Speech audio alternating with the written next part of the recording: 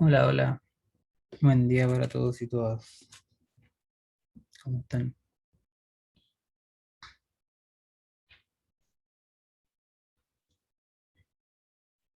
Espero que bien. Hola, profe. Hola, hola. Bien, como día lunes. Como día lunes, así es. Bueno, lo bueno es que queda menos. Hola, Jesús. Ya. Bueno, hoy deberíamos seguir ya con la materia que dejamos pendiente el lunes pasado, ¿cierto? Que tenía que ver con campo magnético. Pero antes, obviamente, bueno, vamos a darle un espacio para hablar del certamen. Ya. Siempre es bueno que ustedes comenten qué les pareció. Eh, bueno, hay varias cosas que uno puede comentar respecto al certamen, igual que para el uno. Primero que todo, les iba a preguntar, hola Baltasar, por la dificultad del certamen. ¿Cómo encontraron el nivel de los problemas? ¿Estaba acorde a lo que habíamos hecho en clase, en ayudantía? ¿O Sí, se profe. Estaba muy, como bien hecho como a la medida el certamen. alcanzamos a ejercitar todo lo que venía, ¿cierto? O sea, yo revisando vi que, bueno, el que vio, no solamente mis clases, sino que la ayudantía en general eran puros problemas que por lo menos no son esos problemas que uno los ve y dice, ¿cómo hago esto? ¿No? Eso es bueno.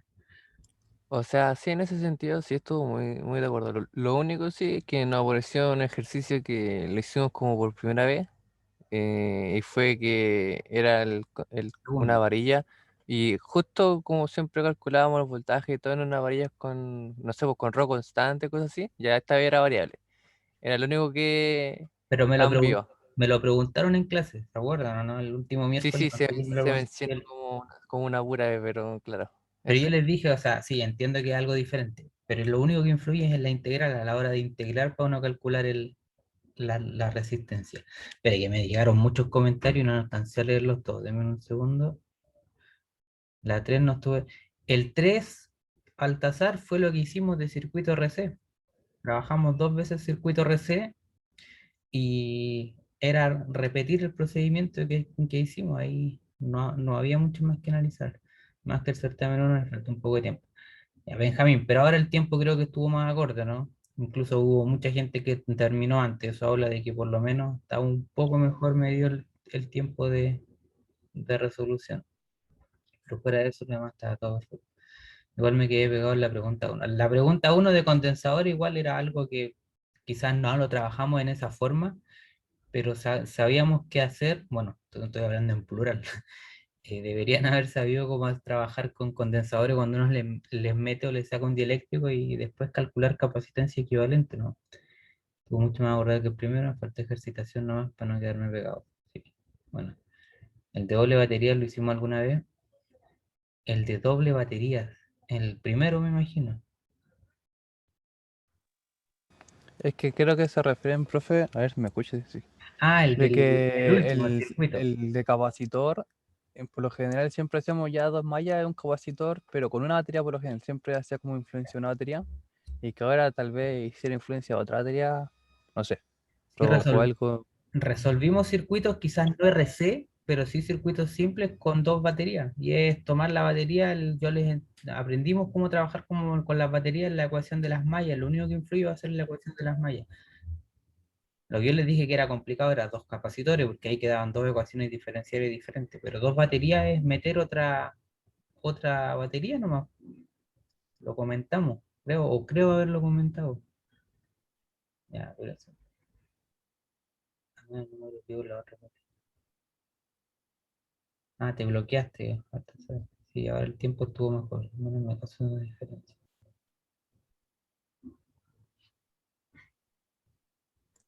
Ah, profe, con respecto a la 3C, Sí, que me imagino que como a todo lo que le puede haber pasado en el ejercicio 3 fue que quedaba un cálculo que realmente no, ya había que aplicar cálculos de variables. O sea, no, falso. Había que sustituir por una variable para poder como resumir el circuito, porque quedaba muy grande el cálculo de la... de las ecuaciones. De la resistencia X del tau, ¿esa? Claro, claro, como para hallar el QDT y la corriente y todo, sí quedaba algo Ya una, grande. De hecho, fue el tiempo que me faltó justito por un condoro que me pasé y que no pude terminar esa parte, pero era como se podía hacer completo. sí, la constante de tiempo quedaba un poco más, no tan simple como las que había mucho en clase. Pero el método era el mismo, ¿o no? Eso es lo que a Sí, mí me sí, importa. era el mismo, era el mismo.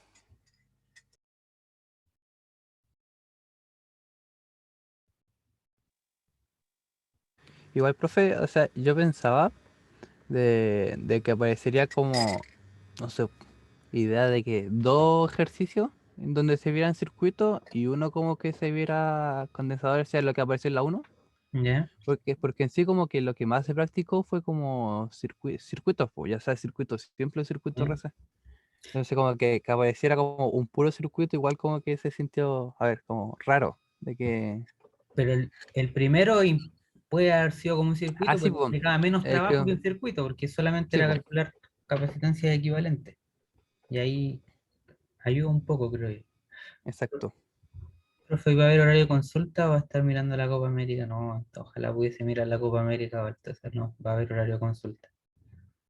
¿Cuándo es el próximo control? Todavía no avisan, Benjamín, es el control que quedó pendiente y yo por lo menos no tengo información de cuándo lo van a reprogramar, pero les van a avisar. Ya voy a intentar pedir la información lo más pronto.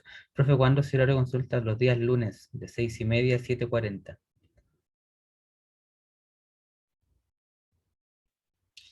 ¿Qué Copa América? O sí, hoy día yo ni siquiera sabía que la Copa América empezó ayer, me enteré el mismo día, pero bueno.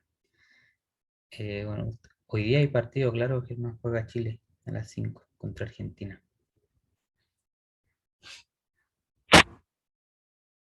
Ya, bueno.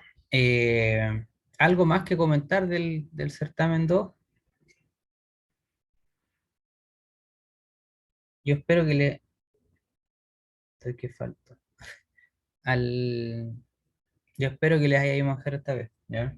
¿Cuándo estarán las notas más o menos? Bueno, Jesús, siempre es lo mismo. Mira, nosotros en realidad tenemos dos semanas para entregarle las notas, ¿ya? Entonces, deberíamos terminar de corregir a más tardar el jueves de la próxima semana para que el viernes de la próxima semana les tuviesen sus notas.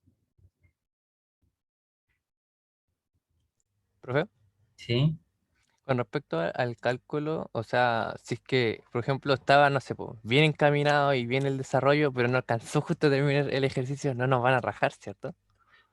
No, no, pues en general, o sea, depende, es que ustedes, sí, depende, hay muchos tipos de errores, ustedes como que intentan englobar siempre todos los errores en el mismo saco, y no todos los errores tienen la misma importancia, porque ya, se entiende que a veces ustedes están pasando de una línea a otra y se les va un término, ya, se les va o se equivocan en un término de una línea a otra. Eso es un error menor, claro, y eso implica una baja de puntaje, pero obviamente no está todo malo porque fue un error menor. Ahora, no es lo mismo que plantear una ecuación equivocada, ¿ya? Porque ahí significa que conceptualmente ya está incorrecto. Y ahí es difícil dar puntaje si ustedes desde el principio parten con un concepto que es incorrecto. ¿Ya? Entonces ahí depende del tipo de error. No puedo englobarlos, no puedo decirte que siempre que sea un error se les va a quitar poco puntaje, porque depende del tipo de error. Ah, no, sí, claro, se entiende que si yo planteo mal la ecuación, está malo, po, pero, o sea, a lo que voy yo sé que está bueno lo que hice, pero me faltó justo un poquito para terminarla, eso voy. Obviamente no va a estar correcto completamente. Ya, Claro. hay una baja de puntaje. Ahora, no he visto la rúbrica ahora para ver cuánto será eso. Ya, pero quiero que ustedes sepan que hay muchos tipos de error, ¿ya? Entonces, a veces ustedes ya parten aplicando, por ejemplo, en la prueba pasada, partían enunciando la ley de Gauss, y si bien enunciaban bien la ley de Gauss, ponían el área incorrecto, el área por el que atraviesa el campo, el área del flujo. Y eso está malo, porque conceptualmente la ley de Gauss dice que yo pongo el campo y el área es el área transversal que va atravesando el campo. Entonces, si yo parto planteando mal esa área, ya está todo malo. No supe usar la ley de Gauss. Entonces, no es lo mismo que usted me diga, profe, pero yo planteé la ley de Maus, la ley de Gauss, sí, pero la planteaste mal. Diferente a haber sido que usted pone la ley de Gauss, pone las áreas correctas, pone la carga encerrada correcta y se equivoca en el camino y llegan a un resultado incorrecto. Ahí hay puntaje. porque partieron bien, pero se equivocaron en el camino. ¿Ya? Entonces hay que diferenciar esos dos tipos de situaciones.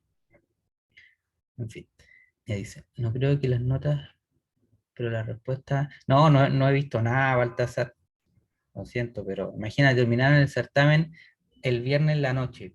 Así como imagínense ustedes que hayan terminado, les daría ganas de ese mismo viernes ponerse a revisar. No, po, no me pidan tanto. Eh,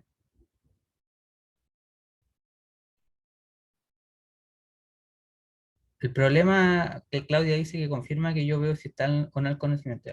Yo ya no les voy a revisar sus certámenes, ¿ya? O sea, a algunos les voy a revisar el certamen, a otros no. Así que lo siento mucho. Sería bueno poner una nota de que ustedes mismos se evalúen, siempre es bueno. Y se sorprenderían de que los alumnos generalmente se califican más bajo de lo que les pondría un profe, de manera general, por lo que nosotros hemos visto. Yo en el circuito de las mallas y las ecuaciones, después despejando me enredé con un ya bueno, llego hasta la mitad. No, Baltasar, la verdad no he visto ningún certamen. Solamente vi el certamen y cómo estaba más o menos la mano del certamen. Nada más que eso. Ay, de verdad que tenían... Ah, no, pero mis alumnos de 100 eran los que tenían mate. No me acuerdo cuántas. Ya, listo. Eh, ¿Alguien más tiene...? Ah, les decía que yo no les voy a corregir a todos sus certámenes porque, bueno, voy a corregir una forma, no. Ya, me tocó las formas... No, tampoco les voy a decir, pero me tocó una sola de las formas corregir.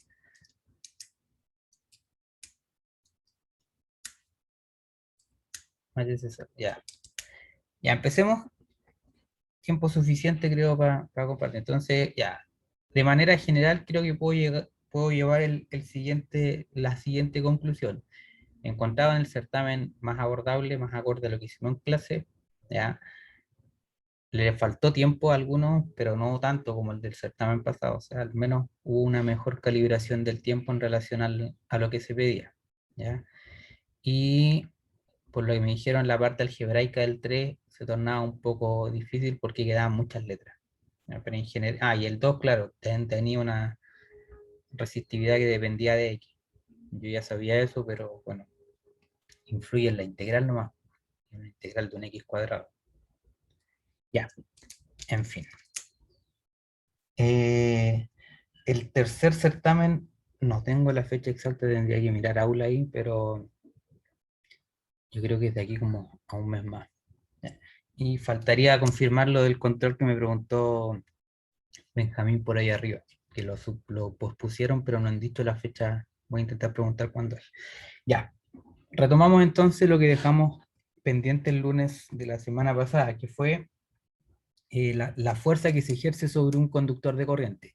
Ya vimos que una carga en movimiento siente una fuerza magnética. Si está en presencia, si está en un campo magnético constante o no, estudiamos la mayoría de las situaciones con campo constante, esta carga eléctrica que va en movimiento siente una fuerza. Ya vimos que también algunas condiciones, que la fuerza es perpendicular tanto al campo magnético y también a la dirección de movimiento de la carga. ¿Ya? ¿Por qué? Porque es un producto cruce. ¿Ya? Vamos a tener que empezar a trabajar con la regla de la mano derecha. Si la carga está en reposo, obviamente no hay fuerza eléctrica. ¿Ya? Requiere que la carga esté en movimiento. Si la velocidad de la carga es paralela al campo magnético, tampoco hay fuerza eléctrica, ¿ya? Porque la fuerza eléctrica es un producto cruz. Si dos vectores son paralelos, el producto cruz es cero. También lo sabemos. Y obviamente depende la fuerza eléctrica de la magnitud de la carga, de la magnitud de la velocidad y de la magnitud del campo magnético. Y ahora vamos a ver qué pasa, esto fue lo último que vimos, que es la fuerza sobre un conductor de corriente. Ya poníamos ahí, habíamos definido que entre los dos polos, cuando yo tengo un imán muy cerquita, un polo norte con un polo sur, se genera un campo que yo puedo asumir que es constante. Las líneas de campo son aproximadamente rectas, entonces yo puedo decir que ese conductor que pasa por ahí al medio está en presencia de un campo magnético constante. Si ese conductor yo no lo conecto a una batería y no hago circular corriente cero, no va a sufrir ninguna fuerza. ¿Por qué? Porque requiere de cargas en movimiento. Si no hay corriente, las cargas no están en movimiento. Hay cargas libres en el conductor, pero no se mueve. Por lo tanto, no tiene ninguna fuerza. Si coloco la batería de tal manera que la corriente circula hacia arriba, vamos a ver que la fuerza magnética lo va a desviar hacia la izquierda. Por el contrario, si invierto la batería y hago que la corriente circule hacia abajo, ese mismo conductor va a experimentar una fuerza ahora en dirección contraria, hacia la derecha, ¿ya? Recuerden que depende de la dirección del campo magnético y de la dirección de la velocidad de la carga, en este caso la corriente, ¿ya? También habíamos definido que en un conductor uniforme, lo habíamos pintado acá como un cilindro, ¿ya? Bueno, tenemos n cargas, y la fuerza que siente una de estas cargas está dada por esta expresión que está acá, ¿cierto? La carga por la velocidad de arrastre, cruz, el momento, el campo magnético por el número de cargas, ¿ya? Como yo tenía, esa es la fuerza que siente una de las cargas, y dentro del conductor tengo n cargas, por eso lo multiplicamos por n, además lo multiplicamos y lo dividimos por b, por un 1 conveniente, por el volumen, y definimos la densidad de carga como el número de cargas por unidad de por volumen, ya sería la densidad de portadores de carga. El volumen de ese cilindro que está ahí arriba, que sería como el conductor, no es nada más que el área transversal por el largo. Ya, reemplazando todo eso, llegamos finalmente acá a la fuerza magnética que siente, que experimenta este conductor, que tiene esta forma cilíndrica, debido a un campo magnético constante, es la corriente por el largo del conductor. Fíjense que el largo aparece como vector, ¿ya? Donde la dirección está dada por la dirección en la que se mueve la corriente, ¿ya? Es I por L vectorial cruz el campo magnético. Esa sería la fuerza que siente un conductor al estar dentro de un campo magnético. Y ahora vamos a continuar con esa idea para calcular la fuerza y el torque sobre una espira, ¿ya? ¿Se acuerdan lo que era una espira? Bueno, era un camino cerrado de un conductor por el cual circula corriente. Entonces esta es la clase, ¿qué clase es? 19, creo, ¿no? ¿Qué será en el semestre? Oh, quedó ahí. Sí, profe, la 19. 19, gracias. Ahí está. Clase 19. Y ya vimos lo que son las fuerzas sobre conductores.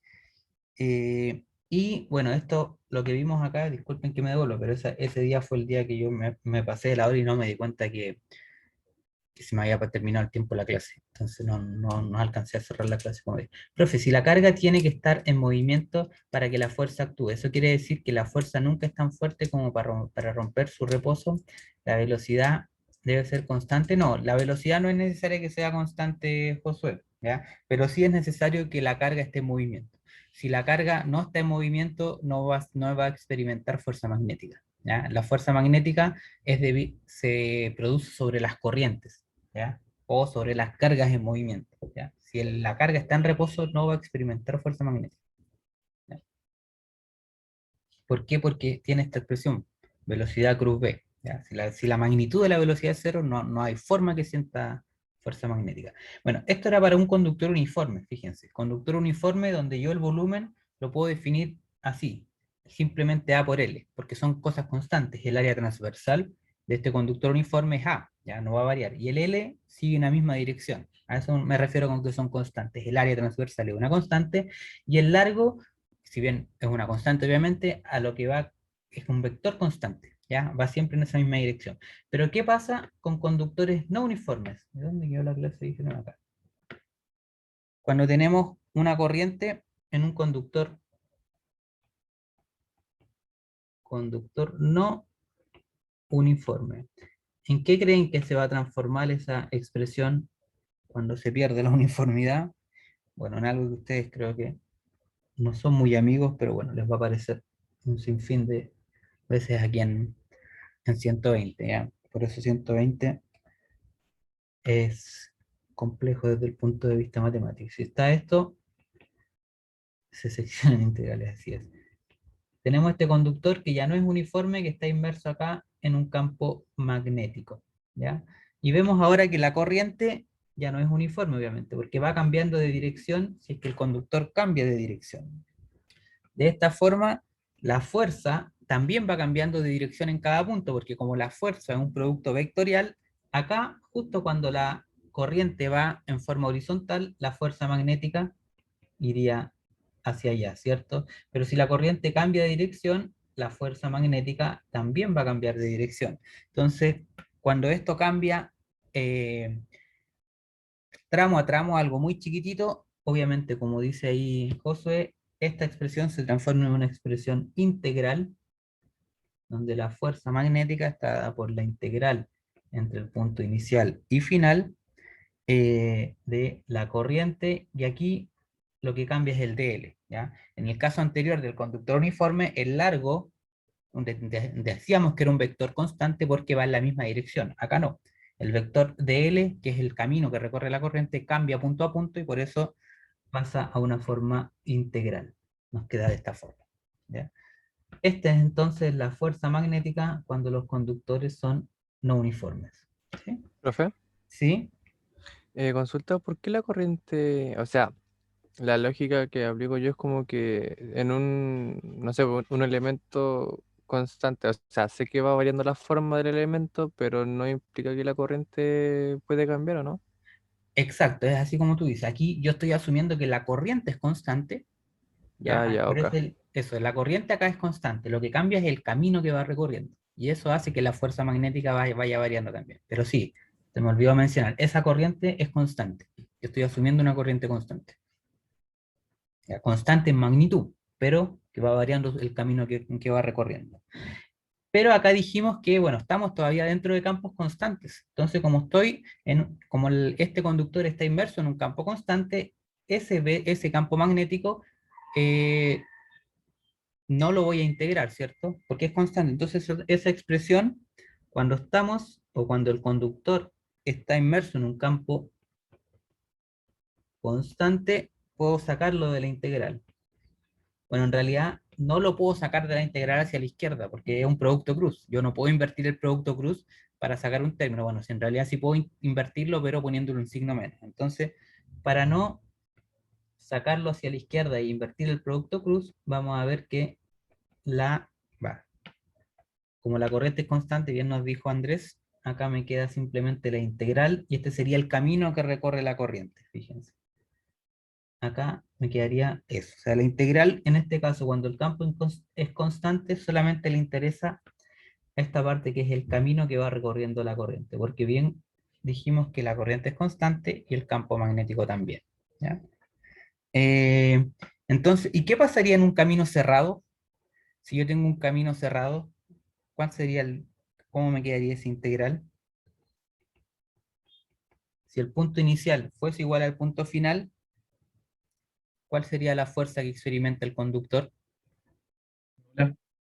Cero, ¿cierto? Acá, cuando el camino es cerrado, la fuerza magnética se me hace cero, ¿sí?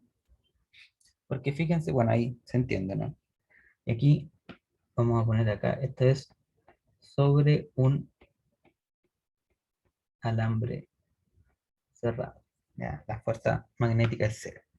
Y en base a eso es lo que vamos a estudiar ahora, que es el torque, ¿ya?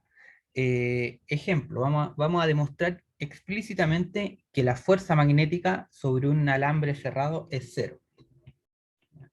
Para que esto no quede en el aire, vamos a hacer un ejemplo que es bien rapidito y ustedes ya están acostumbrados.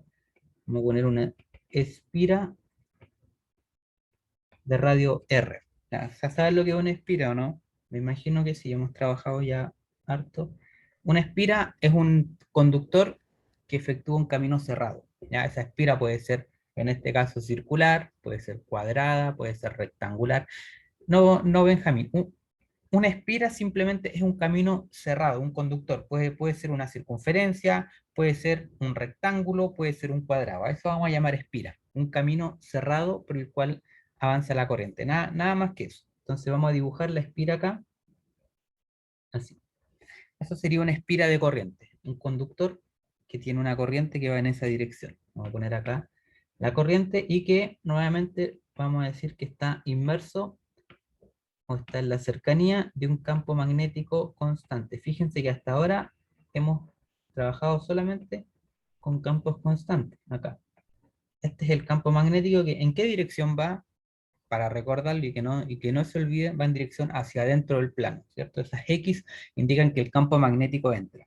Entonces yo quiero calcular la fuerza sobre la espira debido a que hay una corriente circulando acá y que está dada por un, ¿cómo se llama? la expresión que está ahí arriba, esa expresión integral. Para eso hay que definir un sistema de referencia, obviamente, lo vamos a definir acá. ¿Cómo creen que va a quedar? Bueno, como siempre. Profe, ¿Sí? esto es como una espiral que sale del plano, ¿no? No, no, es ¿La una... espiral No, no, no una espiral, o un anillo? es un Un anillo anillo, de alambre. es un anillo de alambre, es una Ya, circunferencia, vale. ¿ya? Es una sola vueltita, ¿ya?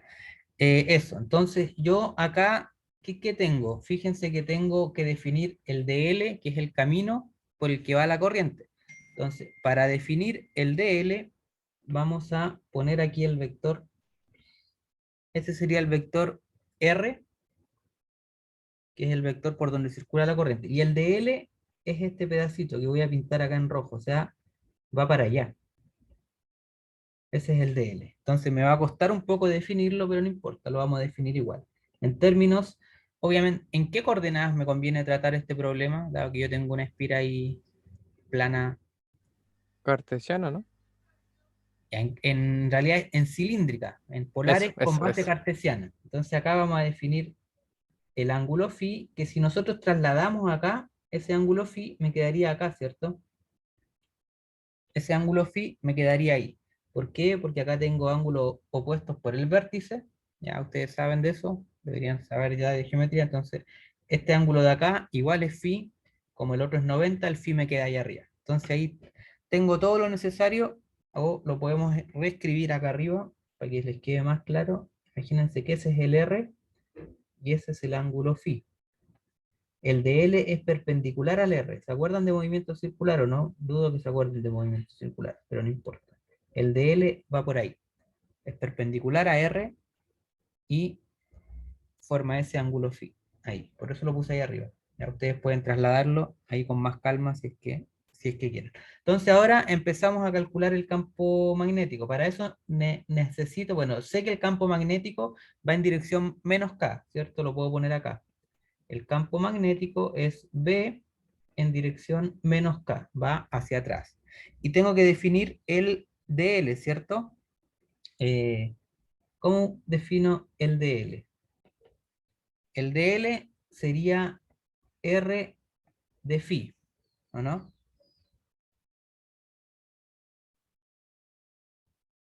Sí, profe. Sí, espera, vamos a hacer un mejor. El DL, no vectorialmente, sino que escalarmente, es R de phi. Porque si yo hago el phi que varíe 2, la vuelta completa de 0 a 2 pi, justamente describe ese camino de L. Pero yo lo tengo que escribir en forma vectorial. Tengo que escribir hacia dónde apunta. Y por eso definimos el de L ahí en función de ese ángulo phi.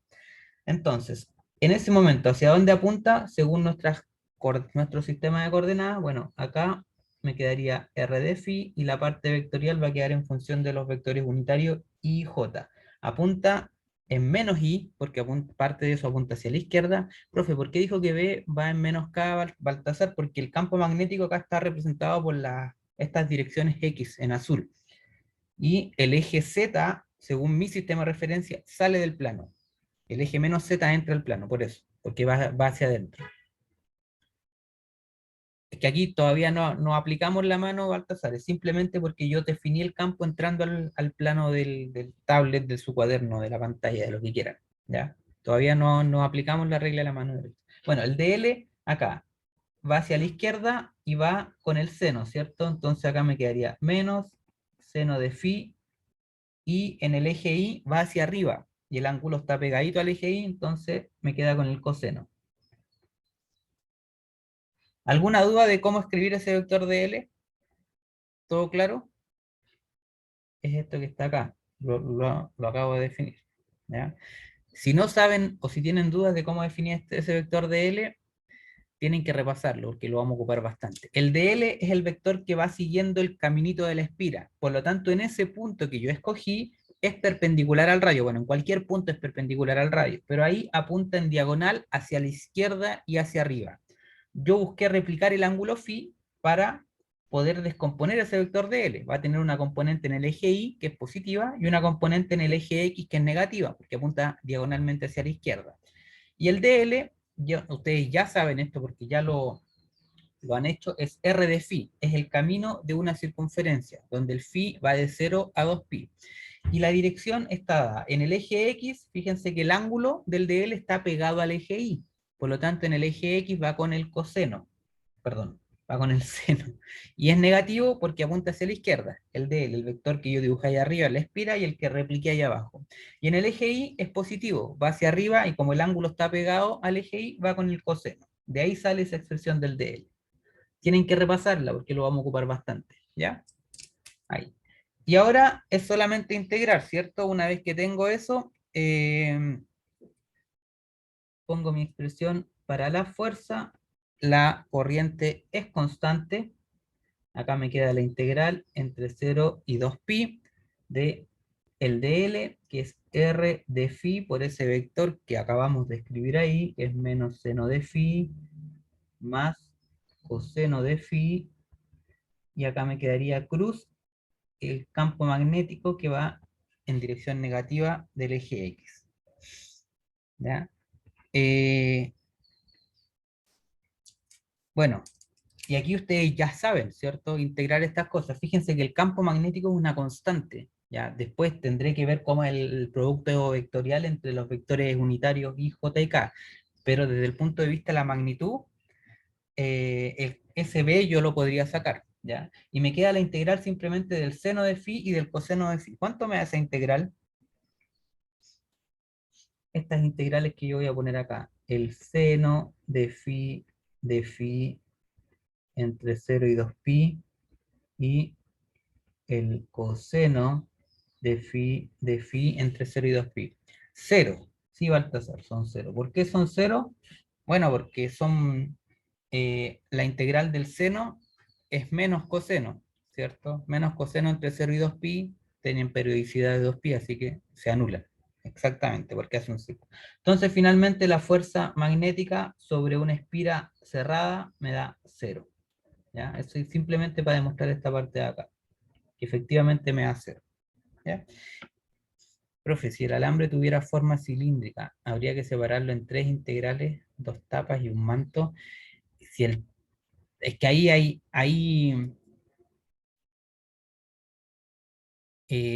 que ver cómo circula la corriente, porque la corriente no puede circular de todos lados para todos lados. Si tú tienes algo que ya no es una espira, sino que es algo volumétrico, tienes que ver en qué dirección va la corriente, como el ejemplo que venía en el certamen, ¿ya? Que era un cilindro, y claro, la corriente puede circular de adentro hacia afuera o a lo largo del cilindro. Ahí no te puedo responder de manera general, que depende de la dirección de la corriente. ¿Ya? Profe, ¿Sí? tengo una duda y es con respecto al B, pero con el menos K no, como que uno no lo logro procesar. Ya. El B yo lo definí en el dibujo, fíjate, con esas cruces azules. Entra en el plano. Ya, ok. ¿No? Y mi sistema de coordenadas está definido ahí abajito, I, J y K. El I va hacia la derecha, el vector I, o sea, el eje Y va hacia la izquierda y el vector y el eje Z sale de la pantalla. Está con ese punto. Entonces el campo está en dirección contraria, está entrando en el plano. Por eso va con dirección menos K. ¿Se entiende? No. Ya, profe. ¿Seguro? No me digas ya por ya nomás. Más o menos. Vámonos ya, ¿viste? Mira. Acá yo definí el campo magnético. En el dibujo lo defino. Defino que el campo Sí, sí. magnético está entrando hacia atrás Sí. del plano. ¿Ya? Y bueno, el eje X y Z también tiene la regla de la mano derecha, y ahí yo no puedo poner los ejes arbitrariamente. Si pongo el eje X hacia la derecha y el eje Y hacia arriba, el eje Z debe salir del plano. O sea, el eje Z en este momento, de acuerdo a mi definición, viene hacia mí, saliendo de la pantalla hacia mí. Y como yo definí el campo magnético entrando a la pantalla, por eso el campo magnético va con dirección Ah, menos ya, K. profe. Ahora ¿Ya? sí lo entendí. Vale, me estaba perdiendo la referencia. Eso es lo que no entendía. Ya. Y ahora, bueno, ya vimos que la fuerza sobre un conductor cerrado, cuando está así en esta configuración, obviamente, el campo perpendicular al plano de la espira, vimos que la fuerza magnética es 0. Entonces ahora vamos a calcular el torque. Ya sabemos que algo puede tener una fuerza neta 0, pero no necesariamente el torque sobre este objeto va a ser 0. Por eso es que vamos a calcular el torque. Entonces el torque sobre una espira de corriente, que es lo que acabamos de analizar arriba, torque sobre una espira de corriente, con también el campo constante. Entonces vamos a dibujar acá una espira, que ya no necesariamente debe ser circular, la vamos a poner de forma rectangular, simplemente porque es más fácil analizarla, ¿ya? Para no tener que integrar, pero esto se extiende a cualquier forma de la espira. Acá. Imaginémonos que esto nuevamente está acá, bajo la acción de un campo magnético constante.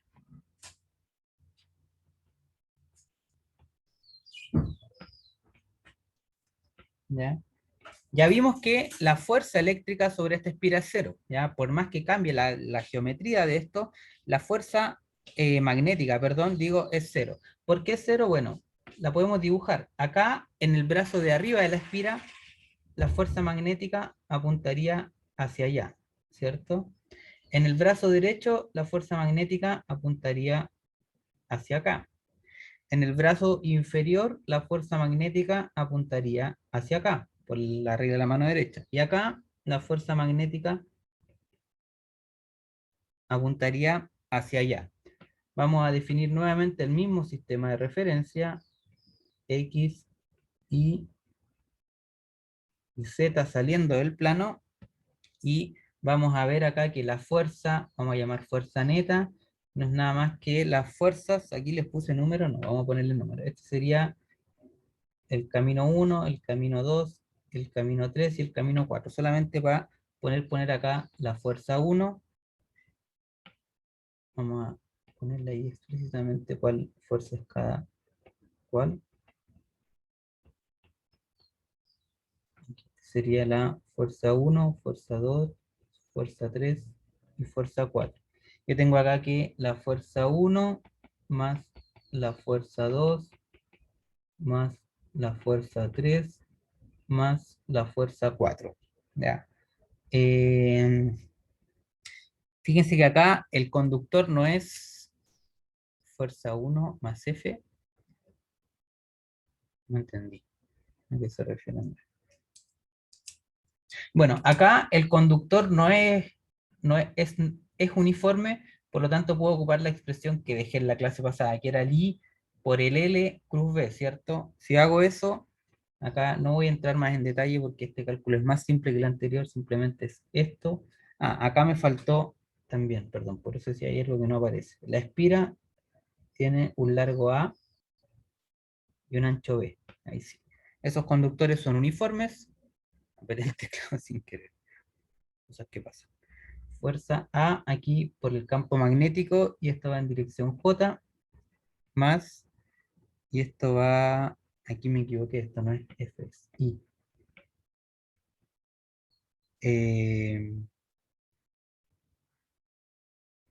Y, bueno, la fuerza 1 va hacia arriba, por lo tanto por eso va en J. La fuerza 2 va hacia la derecha y es I por B en este caso, por el campo magnético y va en dirección hacia allá. La fuerza 3 es la que va hacia abajo, o sea, va en dirección menos J, sería la corriente, en este caso por A también, por el campo magnético, y va en dirección menos J. Y la corriente, y la fuerza 4 va en dirección menos I, y sería la corriente, aquí es B también, por B, y va en dirección menos I. ¿Ya? Bueno, vemos también que esta fuerza es cero, ¿o no? La fuerza neta sobre la espira es cero. ¿Ya? De la misma forma que, bueno, en el caso anterior era un poco más complicado porque había que integrar, ya que el camino no era constante. Acá yo puedo dividir esta espira en 4 caminos constantes y sumar las fuerzas. Me da cero. Lo que no es cero es cuando yo invierto el campo. O sea, perdón. Si ahora tomamos el campo paralelo al plano de la espira,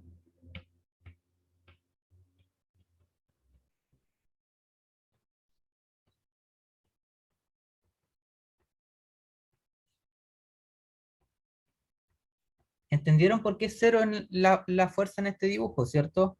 Aquí calculamos la fuerza magnética, como los caminos son constantes, simplemente como I, L, cruz B, ¿ya? Por eso aparece de esta forma.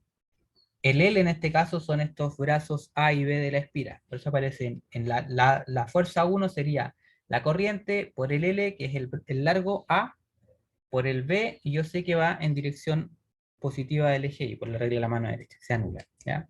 Al final no, estaba hablando de manera particular de dónde sale cada una de estas expresiones, y A por B, ¿ya? Sale de esa expresión cuando el camino de la corriente es constante, ¿sí? En fin. ¿Y qué pasa ahora cuando tenemos la misma espira, ¿ya? Pero ahora el campo no es perpendicular al plano, ¿ya? Y aquí es donde esto se pone interesante. No es que se ponga difícil. Una vez que uno dice interesante, ustedes asocian que es difícil. No, no. Se pone interesante porque se genera torque. ¿Qué pasa si yo pongo el campo hacia allá ahora? ¿Ya? Es un campo magnético constante, pero ahora en esa dirección. Volvemos a definir nuestro sistema de referencia, eje X, eje Y y eje Z, y vamos a ver hacia dónde apuntan ahora las fuerzas en esta configuración. Este es el brazo 1, el brazo 2, el brazo 3 y el brazo 4. Entonces, la fuerza por el... Se pondrá interesante. No, no, no, no es tan así. Ya, bueno, ahora van a ver que no, no, así, no sé cómo, bueno, sí se complican un poco los cálculos, pero no es tan grave, no es algo que ustedes no manejen. Ya. Entonces ahora vamos a ir viendo hacia dónde apunta la fuerza magnética sobre la parte 1 de la espira. Eso es justamente lo que vamos a ver, Josué. No hay, ¿cierto? Es cero. En el brazo 1 la fuerza es cero. ¿Por qué? Porque la dirección de la corriente, que es la velocidad por la carga, está en la misma dirección del campo magnético. Ya, como son paralelas, no hay fuerza magnética. La fuerza magnética en el camino 2, ¿hacia dónde apuntaría? ¿Hacia afuera? A ver, veamos. Yo no sé. ¿Afuera? Tengo la corriente hacia abajo, el campo hacia la derecha y mi dedo pulgar me queda apuntando hacia mí, exactamente. Queda hacia afuera, acá. La fuerza 1. En el camino 3 también es cero, ¿cierto? No, no son paralelos, sino que son antiparalelos, pero da lo mismo, ¿ya? Forman un ángulo cero, entonces el producto cruz es cero. Y en el brazo 4 ocurre lo contrario, la corriente va hacia arriba, el campo va hacia allá, por lo tanto, la fuerza magnética entra en el plano. O sea que la fuerza 4 iría Entonces, la hacia otra fuerza es la fuerza 2. la fuerza 2, tiene razón, lo puse 1. Es la fuerza 2. Entonces acá es claro que hay dos fuerzas que son cero. Voy a tener la fuerza neta, que es la fuerza 1, más la fuerza 2, más la fuerza 3, más la fuerza 4. Porque son paralelos, la fuerza 1 y la fuerza 3 se hacen 0 y me sobreviven solo esas, que yo las puedo calcular. La 2 vimos que apuntaba en dirección K. ¿Ya? Aquí se me olvidó nuevamente poner las dimensiones de la espira, A y B. Entonces acá me queda I por, ¿cuál es esta? La 2 también va con B, por el campo magnético, y esta salida entonces va en dirección K. Y la otra es I por B también, por el campo magnético, pero va en dirección contraria, y claro, finalmente, wow, nos queda cero, ya, se anula, exactamente, me queda la fuerza. Lo que no es cero es el torque. Entonces ahora es donde esto, ¿qué pasa si yo le pongo un eje de giro acá? ¿Ya? Esa línea amarilla es la que vamos a llamar eje, y quiero calcular el torque, ¿ya? Respecto a ese eje. Entonces, yo sé que el torque neto es igual a ¿qué? Al torque 1 más el torque 2 más el torque 3 más el torque 4. ¿Ya? ¿Cómo calculo torque? ¿Se acuerdan? Bueno, ahora no vamos a calcular la magnitud del torque, sino que simplemente R plus F.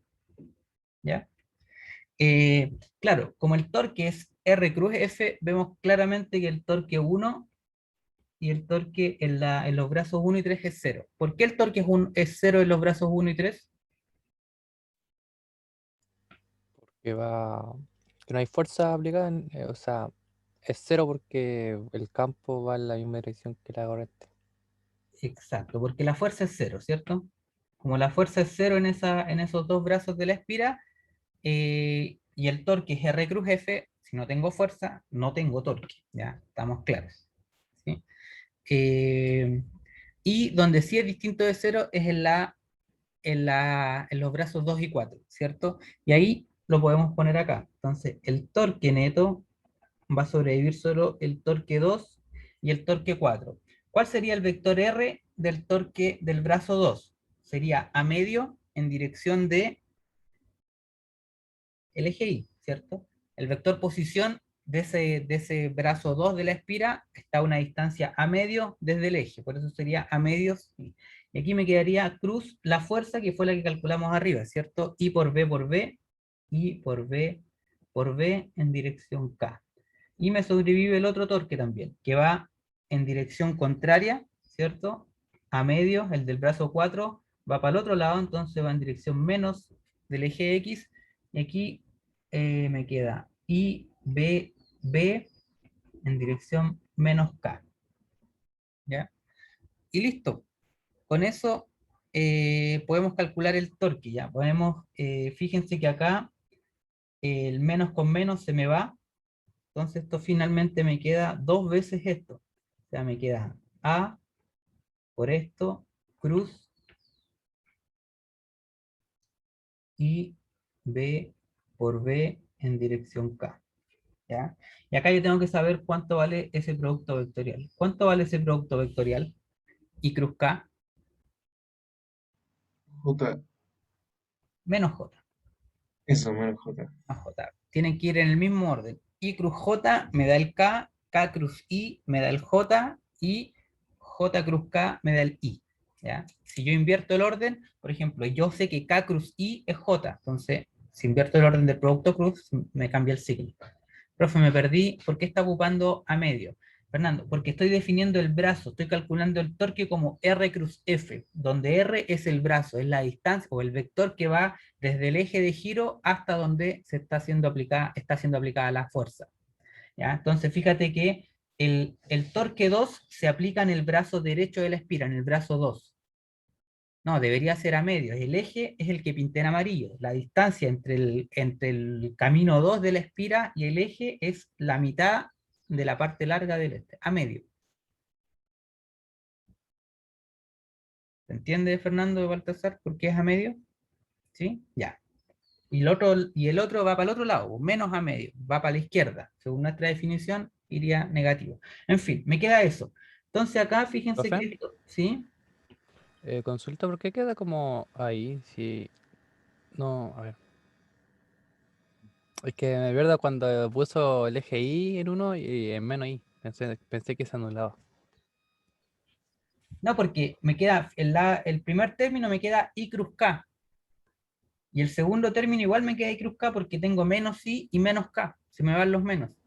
Por eso se suman. Ah, verdad. Gracias. ¿Sí? Tengo dos menos. En las fuerzas no, pues en las fuerzas hay un más y un menos. Ya, en fin.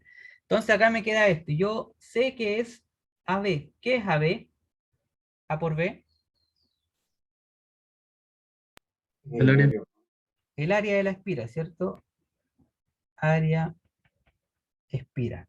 Entonces yo puedo definir el torque neto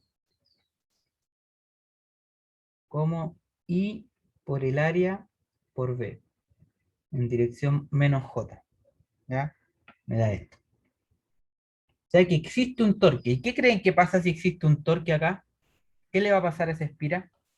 Rota. Rota, ¿cierto? Profe, no debería ser 2 y... No, porque había una medio, Felipe. Hay una a medio y a medio. Como lo sumé, ahí se me fue el medio. Me queda uno nomás. ¿Ya? Rota, exactamente. ¿Ya? Pero ahora esto está desarrollado. Si yo me devuelvo, eh, puedo llegar a una expresión más general del torque neto. ¿Ya? Vamos a devolvernos por el mismo camino. el torque neto, aquí me queda I por el área de la espira, por el campo magnético. ¿Y qué tenía yo allá arriba? ¿De dónde se salía ese menos J? De haber multiplicado I cruz K, ¿cierto? Uno era la dirección de la corriente y el otro era la dirección de la fuerza. Ese menos J que aparece viene de I cruz K. Y yo puedo asociar nuevamente esos vectores acá. El I lo puedo asociar acá y el K lo puedo asociar allá. ¿Ya? No, perdón. ¿Hacia dónde va el campo magnético? Era al revés, ¿cierto? El campo magnético ahora ya no va transversalmente, sino que va aquí. Y cruz K, ¿ya? Pero no queda así, porque invertí el producto cruz. Si yo invierto el producto cruz, me cambia el signo. Entonces, como dije ahora, K cruz I, tengo que ponerle un menos. Y ahí me queda el área de la espira por el campo magnético, en producto vectorial. Entonces, esto que está acá, me queda I por A, y lo vamos a poner en forma vectorial, y aquí también vamos a poner el campo magnético en forma vectorial. Aquí vamos a poner eso, o para que a ustedes les quede claro, esto es lo mismo que decir menos K cruz I. ¿Ya? Y esto que está acá, lo vamos a definir como mu. ¿Ya? Entonces, mu va a estar definido como la corriente por el área que está atravesando y se define como momento magnético. Momento magnético. De tal manera que yo puedo escribir entonces el torque neto sobre una espira de corriente cuando está sometido a un campo magnético como mu cruz B. ¿Ya? Me faltó esto que es vectorial. Ahí sí. ¿Ya? Esto es el momento magnético. ¿Ya? ¿Cuánto va a girar la espira producto del campo magnético? Depende del momento magnético. Fíjense. ¿Y qué es el momento magnético? Es la cantidad de corriente que circula por la espira por el área. ¿Ya? Fíjense que cuanto mayor sea el área de la espira, mayor es el torque. Claro, porque si el área es mayor, los extremos están a una distancia mayor, aumenta el torque. ¿Ya? Profe, ¿Sí? ¿cómo sé en qué dirección va el área? Porque podría ser K o menos K, ¿o no? Así es, puede ser A o menos K. Lo importante es que el área sea perpendicular. La dirección del área siempre es perpendicular al área. Por eso acá en este caso me queda menos K.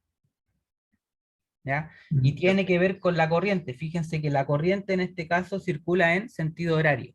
Como, de acuerdo a nuestra definición, ¿hacia dónde sería el sentido horario? Menos K. Por eso el área tiene dirección menos K en ese. ¿Se entiende por qué o no? Sí, sí, sí, ahora La regla de la vamos a mano derecha, la corriente circula en sentido horario. Por lo tanto, el área estaría apuntando hacia adentro de la pantalla y por eso va en dirección menos K. ¿Sí? Por eso, de ahí sale el menos K del área. Sí, gracias. Si la corriente acá fuese en sentido antihorario, esto iría hacia el otro lado y mi dedo pulgar quedaría hacia afuera. Entonces, el área en este caso tendría dirección K, saliendo de la pantalla. ¿Ya? Y es así, bueno, ¿por qué estamos pasando esto? Porque así es como funcionan los motores eléctricos. ¿Han abierto algún juguete? No, ustedes dudo que ya nos hacen esas cosas. Antes uno abría los Sí, juguetes. profe, sí lo hemos hecho. Ya. La mayoría de Bueno, los ingeniería juguetes por algo, profe. tienen un motorcito eléctrico, ¿cierto? ¿Conocen los motores eléctricos? Bueno, así Los funcionan, chiquititos. no son tan jóvenes. Esos chiquititos, esos que uno conecta a una batería o una pila y empiezan a Sí, girar profe. con una patita metálica y gira. Bueno, funcionan Sí. exactamente gracias al motor, a esta parte del torque, ¿ya? Fíjense que, ¿cómo funciona un motor eléctrico? Bueno, tal como está descrito acá. ¿Se ve o no se ve? Creo que sí. Vamos a poner acá. Esto que está acá es un motor eléctrico. Y funciona bajo este principio de que la corriente circulando por una espira, fíjense que en este caso, bueno, la espira no está cerrada, ¿ya? Sino que está conectada a un conmutador.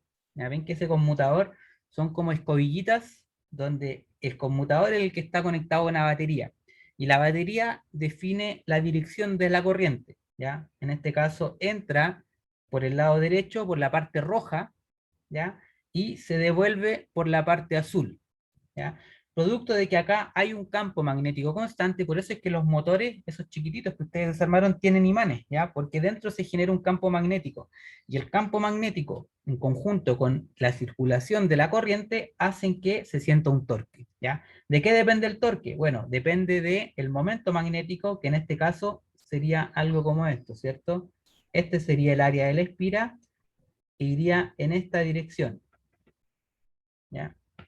Y el campo magnético es el entregado por esos imanes. Entonces, como esto siente un torque, ¿ya? Empieza a rotar, ¿ya? Y rota, bueno, hasta que llega a esta posición, que es cuando lo giramos 90 grados. Fíjense que el campo magnético en este caso es, no genera torque. Si yo invierto y roto esto, ahora el campo magnético es transversal, es perpendicular al área, ¿ya? O sea, perdón, es paralelo al área. El campo magnético apunta hacia la derecha, y el área, recordemos que la dirección que establece el área es la que va hacia allá, ¿cierto?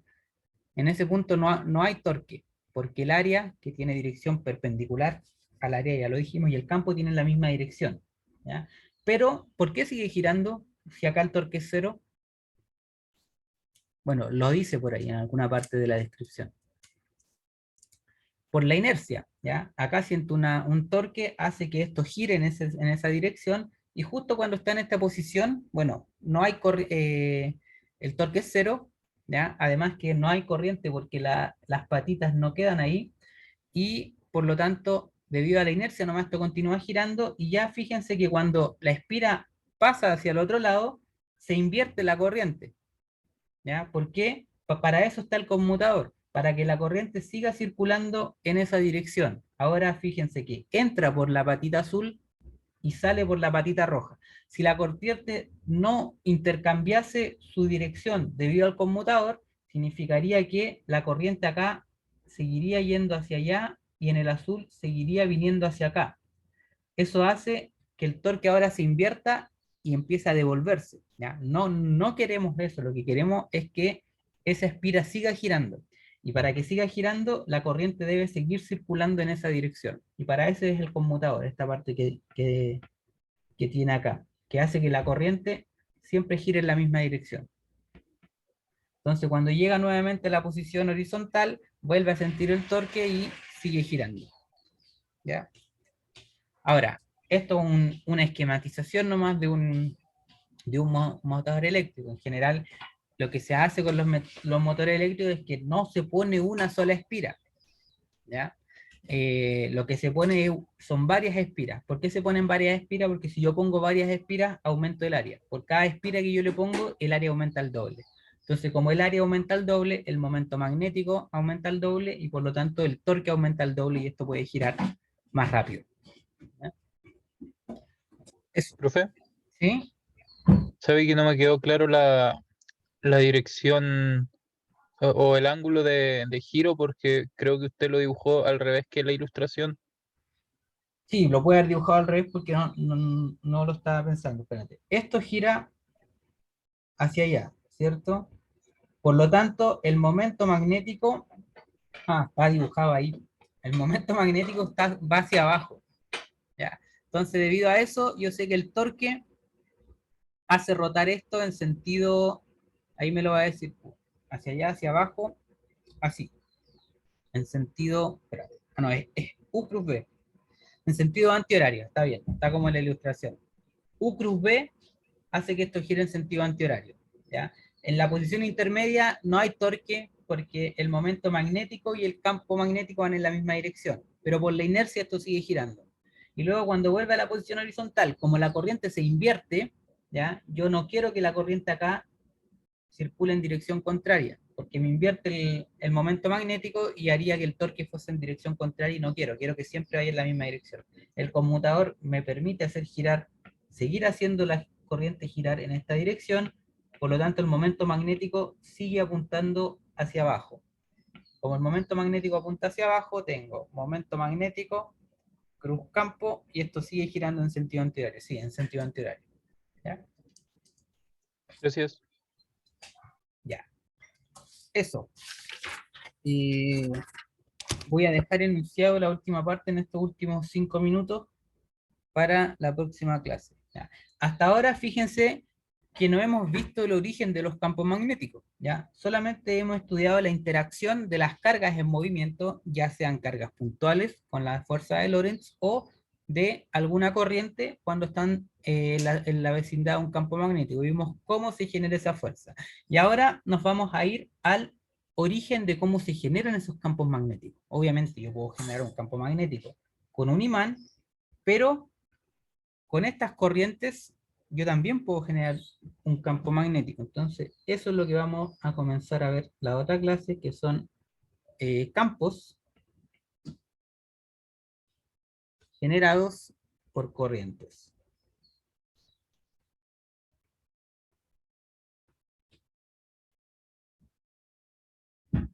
Campos generados por corrientes.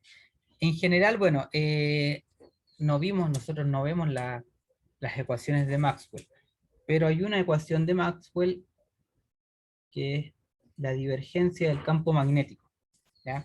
La divergencia del campo magnético es siempre igual a 0. ¿Ya? Eso dice la ley de Maxwell, y eso es la única ecuación de Maxwell que es un poco diferente y que da origen a que no existen los monopolos magnéticos. Pero desde el punto de vista matemática, bueno, ustedes estudiaron lo que es la divergencia, deberían ser capaces de poder hablar del campo magnético en función de esta expresión que está acá, que dice que la divergencia del campo magnético es igual a 0. ¿En qué se traduce esto desde el punto de vista geométrico? ¿Ya? Que la divergencia del campo magnético sea igual a 0, y es que las líneas de campo magnético obviamente, son cerradas.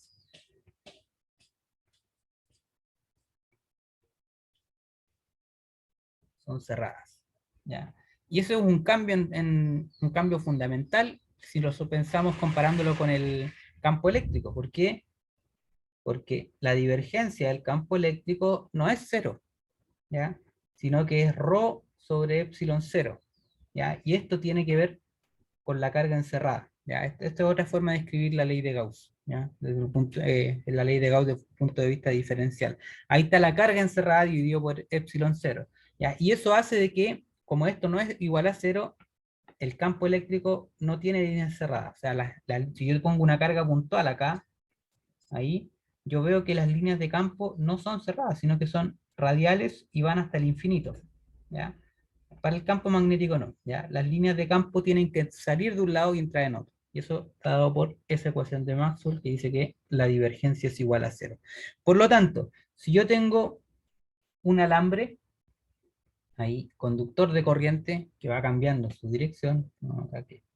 Por acá circula corriente, que va hacia allá, esta corriente o estas cargas en movimiento generan un campo eléctrico. Si las cargas están en reposo, perdón, campo magnético. Si las cargas están en reposo, generan solamente un campo eléctrico.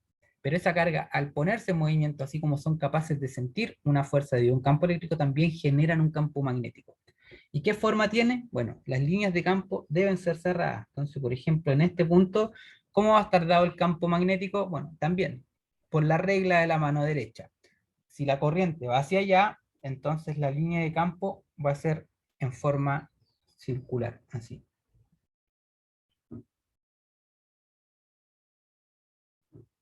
¿Ya? Pero siempre son líneas cerradas. Acá sale por ese lado y entra por acá. O por ahí, y así. ¿Cómo sé yo la dirección nuevamente? Con la regla de la mano derecha. El dedo pulgar es la dirección de la corriente y el campo magnético me queda de esta forma. ¿Sí? Entonces, imagínense que yo estoy acá, defino mi origen de coordenadas aquí, y quiero conocer cuál es el campo magnético acá, en este punto que voy a llamar punto P. ¿Ya? ¿Cómo sería el campo magnético? Bueno, el campo magnético se debe siempre a una carga en movimiento, o a una corriente, que va a estar en este caso acá. Ese va a ser mi R'. Recuerden que los vectores primados siempre son el punto fuente, el punto origen de donde se está generando algo. En este caso, el origen del campo magnético es la corriente. ¿Qué están hablando del joystick de play? Ah, el joystick de play, el que giraba, sí. Y el punto R es el punto donde yo voy a calcular, en este caso, el campo. De tal manera de que este vector que está acá me queda R menos R'. ¿Ya? Y bueno, aquí el campo magnético debería salir por la regla de la mano derecha. Yo lo puedo calcular, pero en principio será así. Y yo puedo calcular el campo magnético utilizando la expresión integral, ¿ya? Donde esto que está acá es el vector dl. ¿Qué es el vector dl? Es el vector por el cual circula, o la dirección en la cual circula la corriente. ¿Qué cosa sé yo del campo magnético a primera instancia? De manera general, yo sé que la magnitud del campo magnético decae con la distancia al cuadrado. O sea, esto que está acá sería la distancia y decae con la distancia al cuadrado. Al igual que el campo eléctrico, al igual que el campo gravitacional, decae con la distancia al cuadrado. ¿Qué Profe, sé yo? ¿Sí? tengo una duda de cómo planteó el campo. ¿No sería en dirección contraria a lo que está aquí en este dibujito? O sea, por la regla de la mano derecha me va que en el otro sentido, no así como la planteó usted. La corriente va hacia allá, va como en dirección hacia la derecha, ¿cierto? Claro, Entonces fíjate que en ese punto de arriba el campo sale. sí, po, pero o sea, lo dibujó como abajo.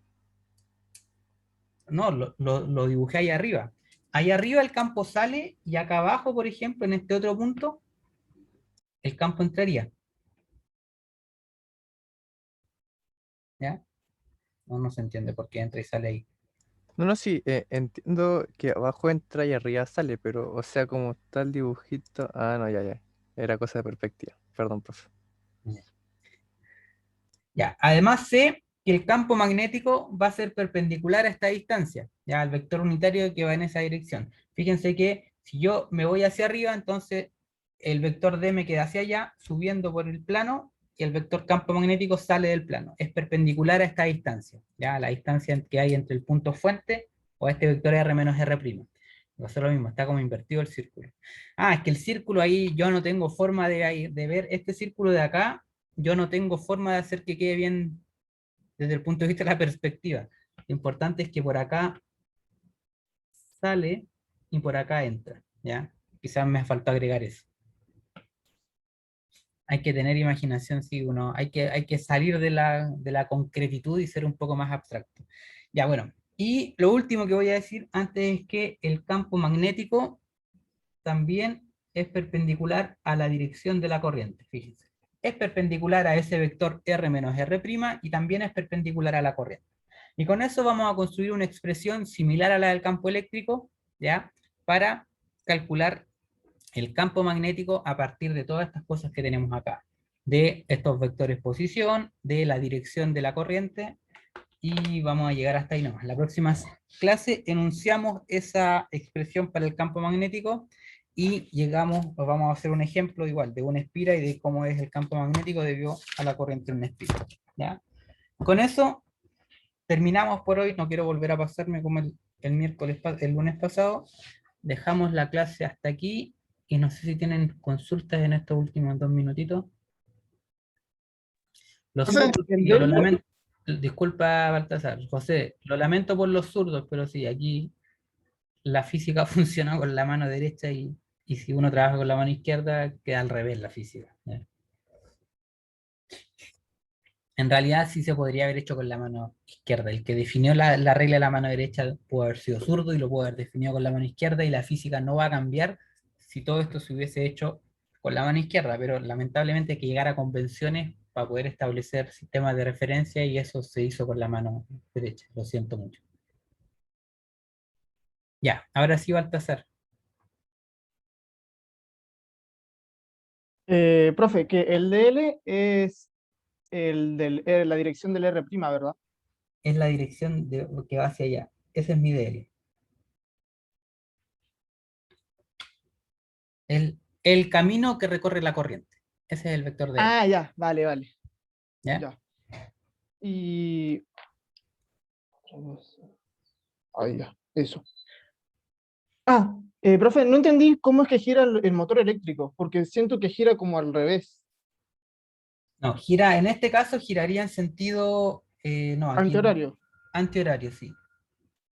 Pero, ¿qué lo determina? Porque veo todo apuntando, todos los vectores apuntando hacia la derecha y hacia abajo. Según yo debería girar hacia el sentido horario. Ah, mira, el primer vector que va a multiplicar en el producto vectorial es el vector, el momento magnético, que ahí apunta hacia abajo, debido a la Sí. dirección de la corriente. Después el vector campo magnético apunta hacia la derecha.